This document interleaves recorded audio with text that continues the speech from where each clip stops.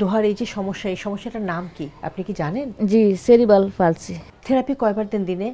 2 বার দেই, কোনোদিন 1 বার দেই, কোনোদিন দিতে পারি না। কি ধরনের থেরাপি করেন আপনি? ওই যে হাত পা এরকম করে দেই, আবার এই আঙ্গুলগুলো এরকম লড়াই, আবার একটা একটা করে এই যে এরকম করে করি। এই পয়েন্টগুলো এরকম করে থাকে। আচ্ছা আচ্ছা, এগুলো একটু শক্ত হয়ে যায়, না করলে শক্ত হয়ে যায়। আর যদি করি তাইলে একটু ভালো লাগে, ও নরম আচ্ছা থাকে। হ্যাঁ, এগুলো এরকম করি, এগুলো এরকম করে থাকে। তারপরে এগুলো পয়েন্টগুলো এরকম করে, তারপরে এই যে এরকম করি, এটা ফিজিওথেরাপি। আচ্ছা আচ্ছা, ও 3টে থেরাপি চলে, অকুপেশন থেরাপি, ফিজিওথেরাপি আর এই যে কি সেন্সরি থেরাপি। জি।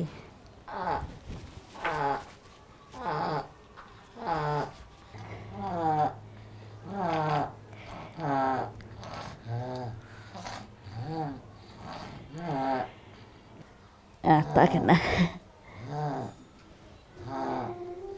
কি হলো দোহা, সোজা করো, পাও সোজা করো। যদি হরমোন মতো না হয় তাহলে করতে দিবে না, কান্না করবে, কিসুনি মারবে, শক্ত হয়ে যাবে। আচ্ছা আর আচ্ছা, যদি হের বিরোধিতা করি তাইলে হ্যাঁ কিসুনি মারবে, সারাক্ষণ মাথাটা বাঁকা হয়ে যায়, বাঁকা হয়ে যায়। আপা জি, এত এত দায়িত্ব পালনের পর নিজের জন্য কি সময় থাকে? না, ওই ক্লান্ত হয়ে যাই, ওই যে সব কিছু ম্যানেজ না করে আমি শুয়ে ঘুমাইতে পারি না, টেনশন থাকে। রুমে ঢুকতেই যেটা চোখে পড়েছে আমার, সেটা হচ্ছে আপনাদের খাটের উপরে একটা ভ্যালেক্সের সিরাপ। জি, এইটা কি দোহার জন্য? দোহার জন্য। ওর কি খিঁচুনি আছে? দোহা খিচুনি অনেক, এখন তো হইতেছে না, সব মন খুশি দেখে না হয়। থেরাপি দিতে গেলে ও বারবার খিচুনি ওঠে। এত খিঁচুনি? জি, শুধুমাত্র কি ভ্যালেক্স যাচ্ছে? বেলেক্স না, বেলেক্স সাথে কোডুফা আছে, লেমোজিন ট্যাবলেট আছে, হেক্সিনল আছে, 7টা ওষুধ। ও রেগুলার আমার খাওয়াইতে হয় সকাল বিকাল। একজনে বলছে যে আপনি খিচুড়ির সাথে খাওয়াই দেন। ও মানে ওই সিরাপের মধ্যে? হ্যাঁ, অত পানি খাইতে চায় না। খিঁচুনির ওষুধটা আপনি নিয়মিত খাওয়াচ্ছেন না? জি, এখন তো নিয়মিত খাওয়াইতে। তারপরও এরকম খিঁচুনি হয়ে যাচ্ছে তার? হ্যাঁ, মাঝখানে একটু আমি বন্ধ করছিলাম। সেটা খুব ভুল হয়ে গেছে। জি, এটা নিজে আমি করতেছি।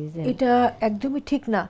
দর্শক, চিকিৎসকরা যে অ্যাডভাইসটা দিয়ে থাকেন সেটা হচ্ছে খিঁচুনি যাদের আছে তাদের ক্ষেত্রে যে ওষুধগুলো দেয়া হয় সেই ওষুধের কোর্স কন্টিনিউ করতে হবে এবং চিকিৎসকের পরামর্শ ছাড়া কোনোভাবেই খিঁচুনির ওষুধ খাওয়ানো বন্ধ করা যাবে না।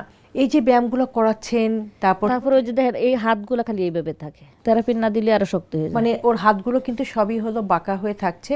যদি থেরাপি না দেওয়া হয় নিয়মিতভাবে তবে এগুলো আবার শক্ত হয়ে যায়।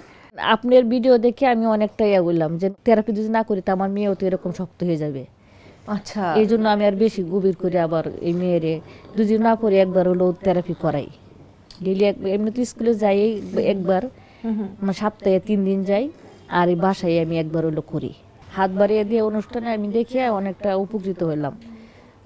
মানে একটা বাচ্চা দেখলাম 15 বছর, একটা 21 বছর, এই বাচ্চাগুলো আমি এই ভিডিওগুলো আমি দেখি, কারণ আমার বাচ্চা এরকম হাসে দেখে এরকম আমি ভিডিও করে দেখি আমি একটু থেরাপিগুলা একটু বেশি আগ্রহী হলাম, স্কুলে ভর্তি করলাম। RTV যে উদ্দেশ্য নিয়ে বার্থডে পেন্টস হাত বাড়িয়ে দিলাম অনুষ্ঠানটি প্রচার করে থাকে তার একটি হচ্ছে এই সচেতনতা তৈরি, যাতে মায়েরা, পরিবারগুলো বুঝতে পারে যে বিশেষ চাহিদা সম্পন্ন সন্তানদের জন্য আসলে কী করণীয়, নিজের জন্য কী করণীয়। অনেক ধন্যবাদ আপা। বার্থডে পেন্টস হাত বাড়িয়ে দিলাম অনুষ্ঠান আপনাকে নিয়ে অনুপ্রাণিত হয়েছেন, দোহাকে সাপোর্ট দেওয়ার জন্য এভাবে।